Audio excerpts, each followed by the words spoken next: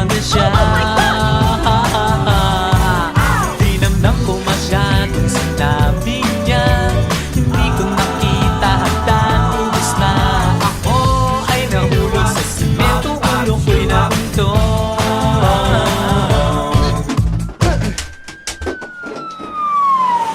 Nung magkamalay ay nago na naman ako. Inasikaso ng doktor na pili ng utot ko. Biglang-bigla na lang ang bagong nurse nandiyan na. Tinanong ko muna siya kung may asawa na siya. Ang sabi niya walang puso ko'y biglang natuwa. Nasa langit na ba ako? Nasa langit na ba ako? Mama, kayo po ba si San Pedro?